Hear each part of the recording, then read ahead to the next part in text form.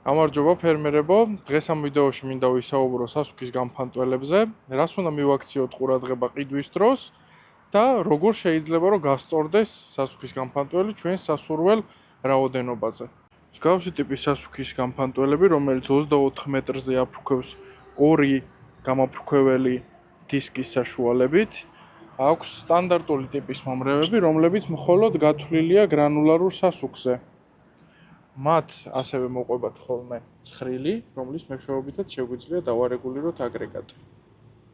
მსგავსი ტიპის აგრეგატები საქართველოში ყველაზე გავრცელებულია, თუმცა როდესაც უკვე საჭიროება მოითხოვს პუდრი სასუქის გაშლა, ამ შემთხვევაში მსგავსი ტიპის სასუქის გამფანტველები უსარგებლოა. მსგავსი ტიპის სასუქის გამფანტველად გვჭირდება ისეთი აგრეგატი, რომელსაც აქვს მსგავსი ვიბროსაცერი, რადგან ფრაქცია შიგნით არ გაიჭედოს. ასევე აგრეგატს აქვს იმის საშუალება, რომ მხოლოდ ერთ ხაზზე, გვერდზე ზოლად დაყაროს ფრაქცია. ამიტომ ყოველთვის ჯობია ზუსტად ვიცოდეთ, რა დავალება უნდა მივცეთ აგრეგატს, იმის მიხედვით ავარჩიოთ კონკრეტული ჩვენთვის შესაფერისი აგრეგატი. იმიტომ რომ ერთი ზოგადი დასახელება არასდროს არ ნიშნავს იმას, რომ ყველა საქმე შესრულება შეუძლია მანქანას.